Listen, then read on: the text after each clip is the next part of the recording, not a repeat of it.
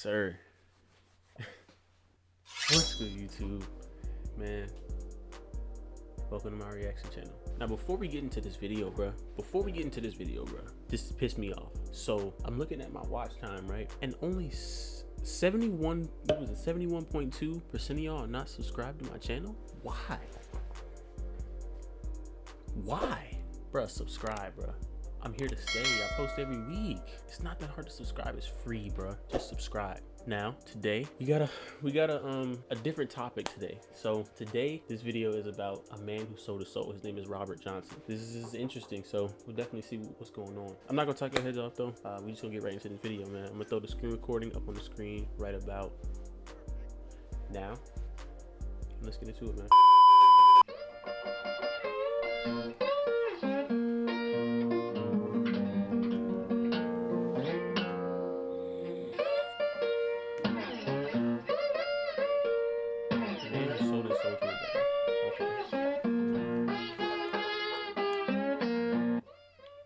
His name is synonymous with blues. His music made him one of the most iconic figures in his genre.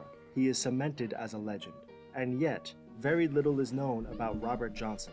29 songs, 2 verified photographs, and hundreds of unanswered questions. Johnson's life, his story, and his artistry is wrapped in mystery to this day, but his music resonates with millions. However, Johnson wasn't always a brilliant musician. In fact, he was considered to be relatively untalented. Even in his early 20s, allegedly, he improved rapidly on the guitar. So much so that a legend was born that Johnson sold his soul to the devil so that he could become a master of the guitar. Johnson passed away under mysterious circumstances at 27 years old, giving birth to the infamous 27 Club and adding yet another question mark onto his already confusing story.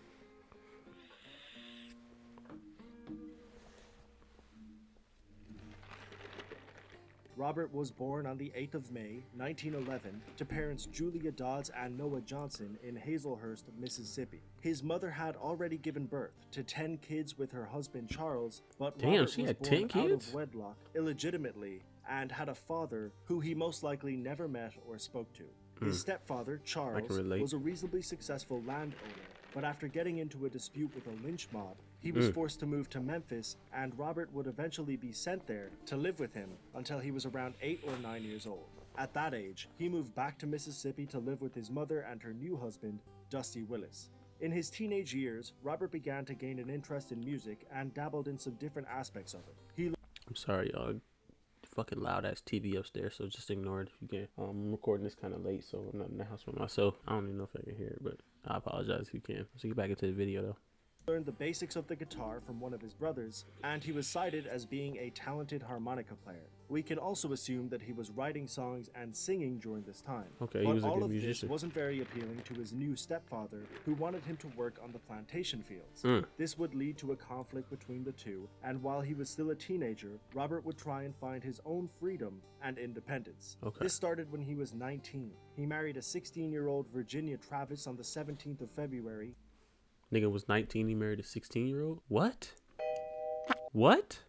He married a 16-year-old girl, he was 19? It was different back then, I guess. You get canceled for shit like that nowadays. You get canceled.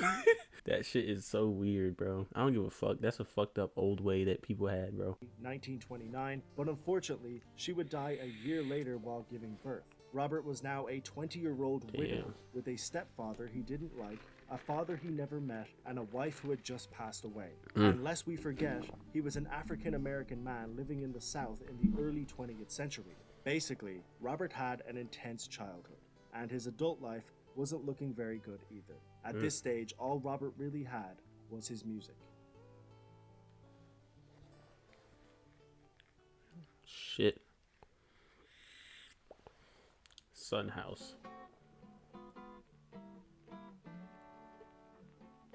It was around this time that legendary blues icon Son House moved to a town that was near where Robert lived. All of a sudden, a lost and impressionable Robert Johnson was listening to one of the greatest blues artists of his generation perform live every week at the local juke joint. At this point, Robert had some musical ability, but it was mainly at the previously mentioned harmonica, so he wasn't considered talented enough to perform at these establishments, but during the breaks, Johnson would ask if he could play their guitars. In one of the most famous interviews ever given about Robert Johnson, Son House states that he was terrible and that he was often asked to stop playing. He'd follow me and Willie around on Saturday night, Willie Brown. And every time we stopped for rest and sit at a little guitar over in the corner or something and go out to catch air, get the guitar and be trying to play it and be just noising the people, And the folks would come out and say, why don't some of y'all go in there and meet that boy, get that thing down, he running us crazy.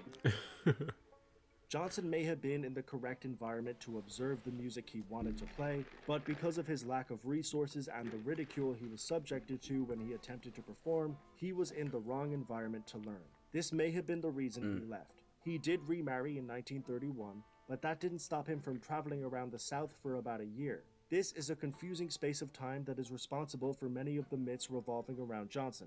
Some people speculated that he left to try and find his biological father, while others believed that he was exclusively focusing on improving his craft. But the other theory, and strangely the most popular one, is that Robert Johnson made a deal with the devil. That is some fucked up shit, bro. The story... Before we get into this shit, bro, I want to give y'all my fucking opinions on this shit, bro. Don't fucking do that shit, bro. Do not dip your toe in fucking with the devil, bro. Do not do it, bro, because he will fuck you over in the long run. I don't have any experience in it, but I've, done my research, and I've just basically just seen YouTube videos and other people, and it's like, bro, when you fuck with something bad like that, like the baddest of the bad, there's no good in it. There's never any good in it at the end of the day. There's never any good. So I'm gonna preach to y'all this because this is what I believe, and I hope, I guess, to influence you in what I believe is right, bro. Keep God in your life, fuck nigga. Keep God in your life, fuck nigga. Do it! Bro, Drewski Geeks. On a serious note, keep God in your life, bro. Even if you don't believe in God, bro, that's fine. I respect that. But to the people who do believe in God, just keep God in your life, bro. Do not dip your toe into this shit. It is not good. The story goes that Robert Johnson went to a local crossroads with his guitar before midnight. He started playing his songs, and at midnight, the devil appeared. The devil took the guitar and tuned it, played a song, and gave it back to Johnson. This was the transaction, the turning point for Johnson as a musician. He had given up his soul to the devil himself and was a master of guitar.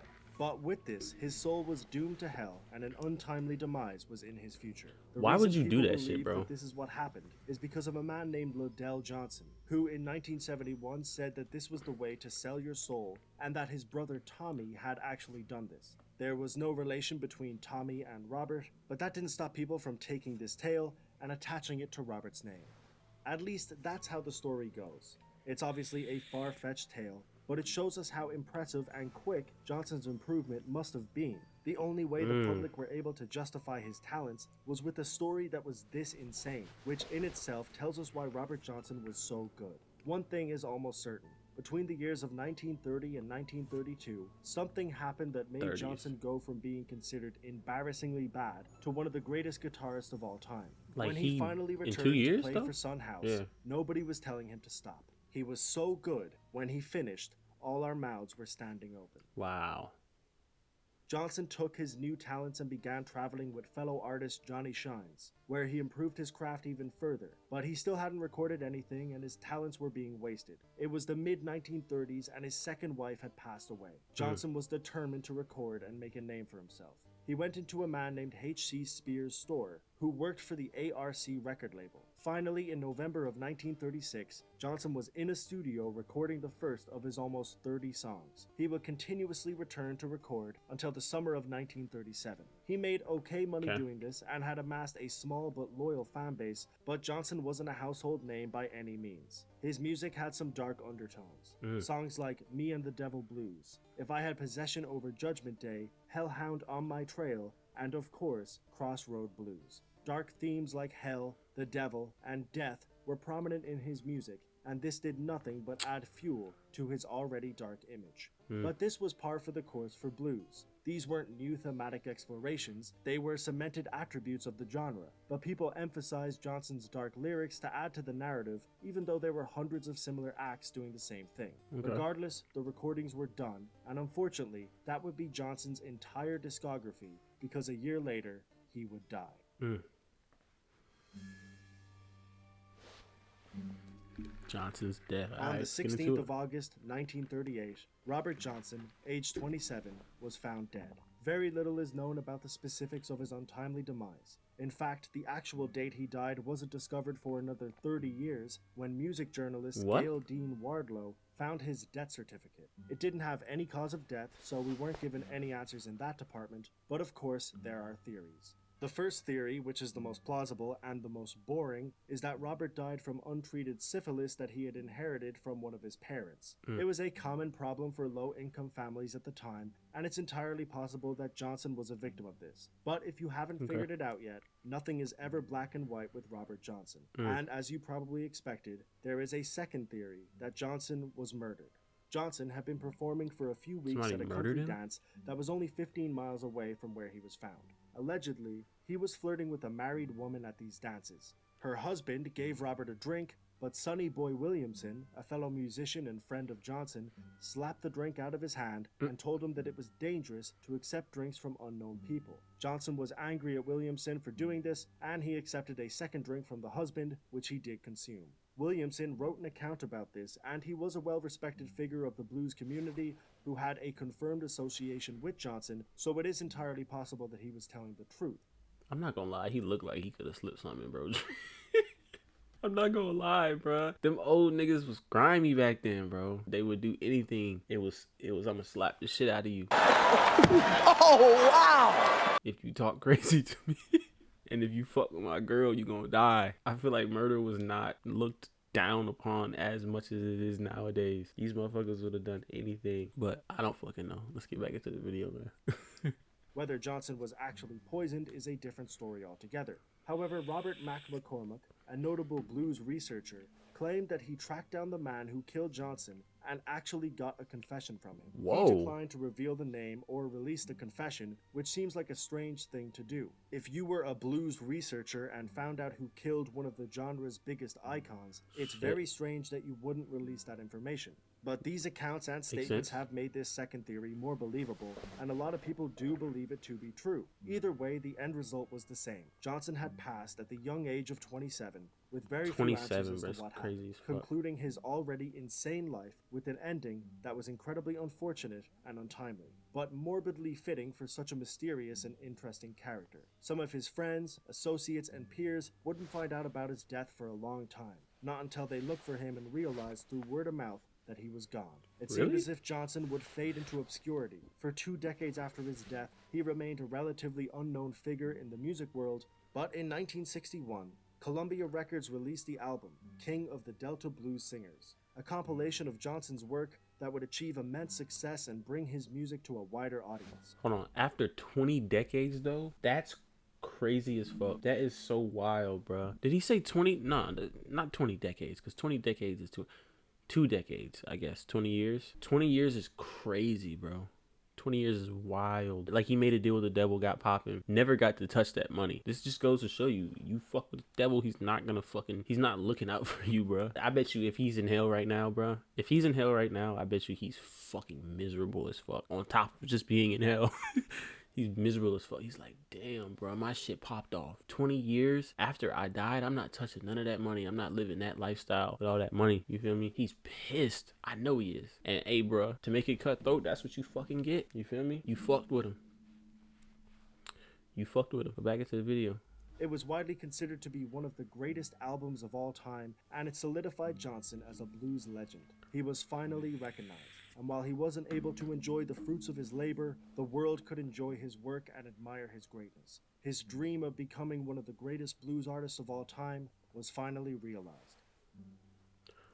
Conclusion. We're gonna get into it. We're gonna get into the conclusion. But let me say this first. I don't give a fuck, bro. I don't give a fuck if his music was good or whatever, bro. You fucked with the devil. So me being the person that I am and what I believe in, I ain't fucking with you. I'm sorry, bro.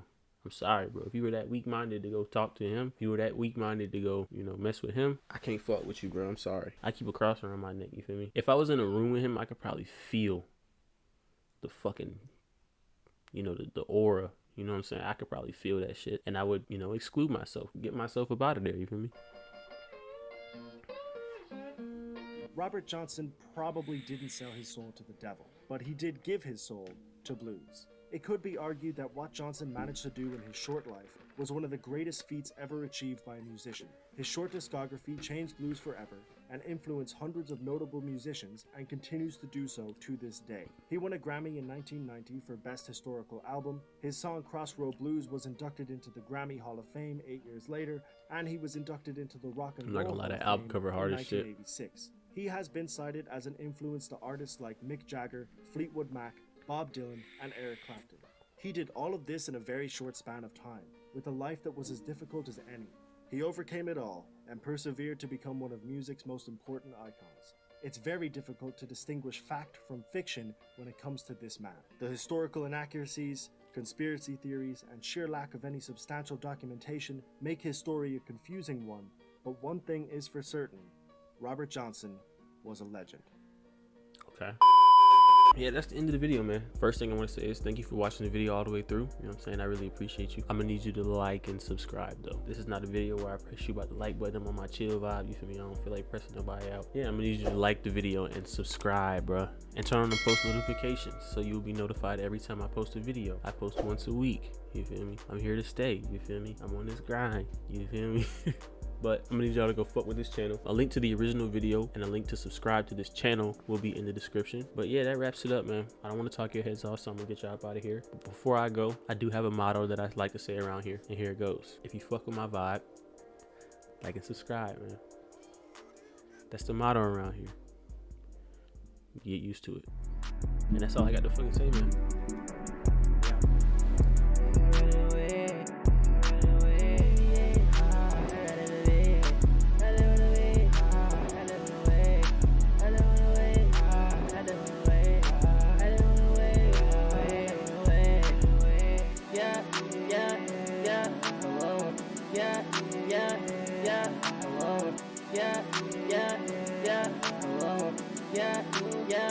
Yeah.